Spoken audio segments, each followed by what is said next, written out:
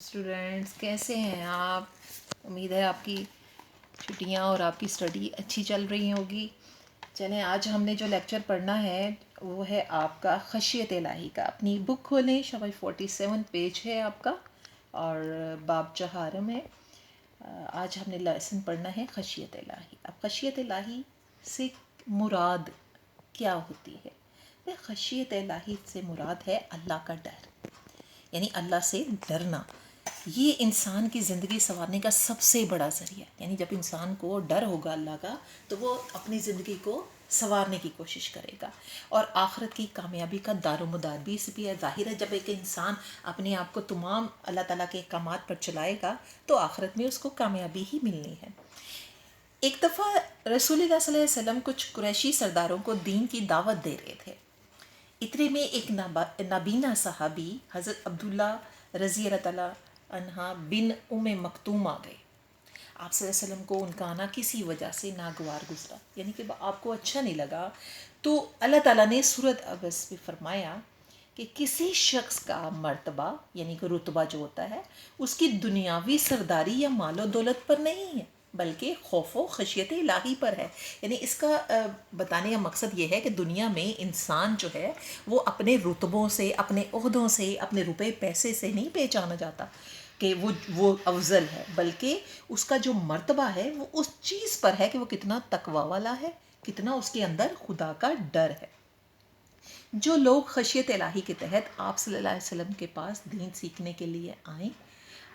آپ صلی اللہ علیہ وسلم کی توجہ کا اصل مرکز یہی لوگ ہونے چاہیے. یعنی اللہ تعالیٰ نے فرمایا آپ نبی کریم صلی اللہ علیہ وسلم کو کہ آپ کے پاس جو بھی لوگ علم سیکھنے آتے ہیں یا آپ سے دین کی باتیں سیکھنے آتے ہیں تو آپ ان کو بنا کسی تفریق کے کہ وہ مال و دولت رکھتا ہے یا غریب ہے، بغیر کسی تفریق کے آپ ان کو علم جو ہے وہ سکھائیں.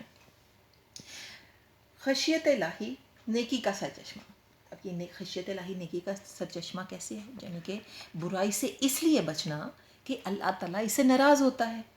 خشیت الہی ہے اور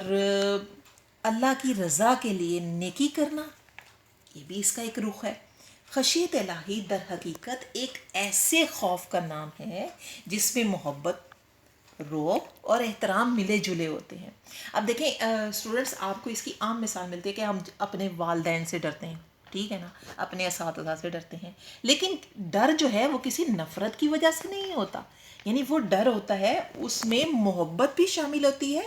عزت و احترام بھی شامل ہوتا ہے. تو خشیت الہی یہی ہے کہ ڈرنا کسی خوف نفرت کی وجہ سے نہیں،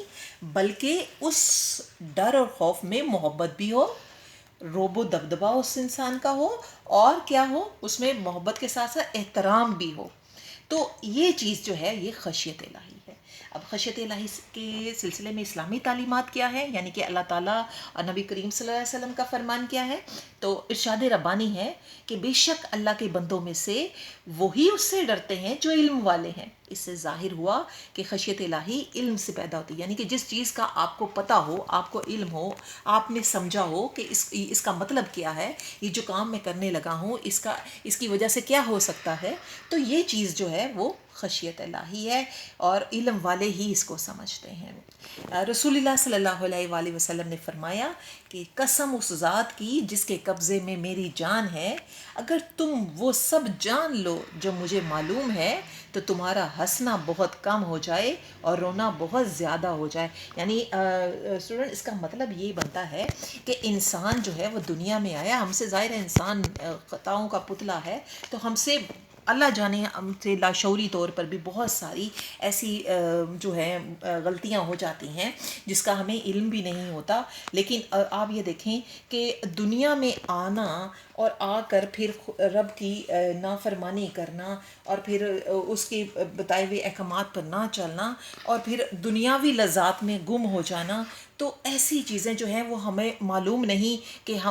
ہمیں آخرت میں پھر کیا سزا ملنی ہے. تو اگر انسان کو یہ پتہ چل جائے کہ اس کے یہ ان اعمال کی جو سزا ہے وہ کیا ہے، تو وہ دنیا میں آ کے ہنسنے کے بجائے اس کا رونا زیادہ ہو جائے، خدا کے خوف سے، اس کے ڈر سے کہ میرے سے کوئی ایسی کوتاہی نہ ہو جائے، ایسی غلطی نہ ہو جائے کہ جس سے میری پکڑ ہو. رسول اللہ صلی اللہ علیہ وآلہ وسلم نے حضرت عائشہ رضی اللہ تعالیٰ عنہ سے فرمایا کہ اللہ کے نیک اور خدا ترس بندے وہ ہیں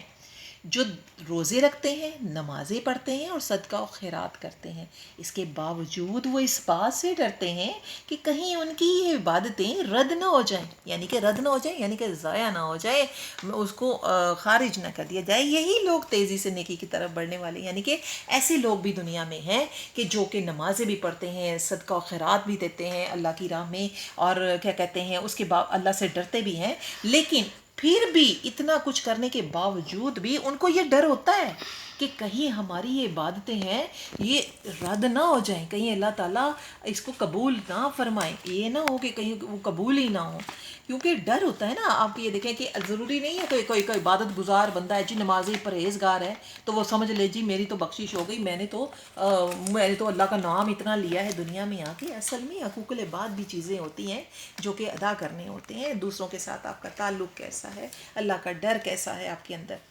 رسول اللہ صلی اللہ علیہ وآلہ وسلم نے فرمایا جس بندہ مومن کی آنکھ سے، اب یہ دیکھیں کہ خشیت الہی جو ہے کہ گناہوں کا جھڑنا کیسے ہے اس کا، یعنی جس انسان کے دل میں خدا کا خوف ہوگا تو اس کے گناہ کس طرح جھڑتے ہیں۔ اب یہ دیکھیں نبی پاک کا فرمان ہے کہ جس بندہ مومن کی آنکھوں سے خشیت الہی کے تحت مکھی کے سر جتنا، اب یہ دیکھیں کہ مکھی کا سر کتنا کو ہوتا ہے، مکھی کے سر جتنا آنسو بھی رخساروں پر بہہ نکلے تو اللہ تعالیٰ دوزخی آگ کو اس پر حرام کر دے گا۔ یعنی وہ خوف اللہ کا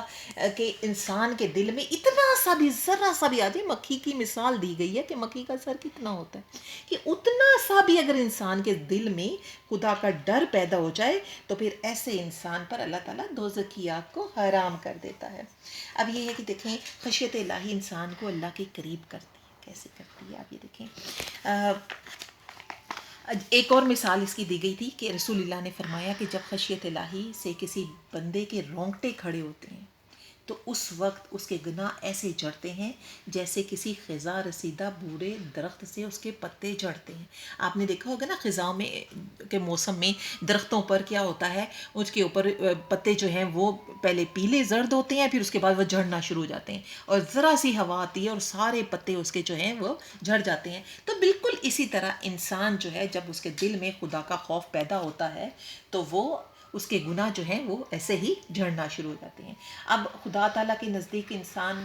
جو ہے وہ کس طرح ہو جاتا ہے، تو خشیت الہی جو ہے وہ انسان کو اللہ کے قریب کر دیتی ہے، کہ کیونکہ اس کی وجہ سے انسان برائیوں سے بچنے اور نیکی کرنے کی کوشش کرتا ہے۔ اسی لیے تو اللہ تعالیٰ نے خشیت الہی کو دانائی کی اصل بنیاد قرار دیا ہے، کہ یعنی کہ جو انسان ہے اس کی حکمت عملی یہی ہوتی ہے کہ وہ اللہ تعالیٰ کا خوف اپنے دل میں پیدا کر لے، اور انسان اللہ تعالیٰ نے اس کو انسانی فضیلت کا ذریعہ بھی بنایا ہے۔ تو اسٹوڈنٹس ہمیں بھی چاہیے کہ ہم اپنے دل میں خدا کا خوف پیدا کریں، ڈر پیدا کریں، یہ سوچ کر کہ ہم نے اپنے اعمال کا جواب دینا ہے اللہ کے سامنے، اور خود کو ہم نے بہت اچھا کرنا ہے۔ تو امید ہے آپ کو یہ لیسن سمجھ آ گیا ہوگا۔ اسٹوڈنٹس آپ نے اس کا سوال نمبر 1 جو ہے وہ کاپی پہ کرنا ہے، اور سوال نمبر 2 جو ہے وہ کتاب پہ کرنا ہے، اور یہ کام آپ نے فوری طور پر کر کے مجھے گروپ میں سینڈ کرنا ہے، کیونکہ جو بچے لیٹ آپ سینڈ کرتے ہیں تو ان کو میں بتا دوں کہ ایبسنٹ مارک بھی ہوتی ہے اور گریڈنگ میں بھی آپ کی بھی فرق آتا ہے۔ اگلے لیسن کے لیے خدا حافظ۔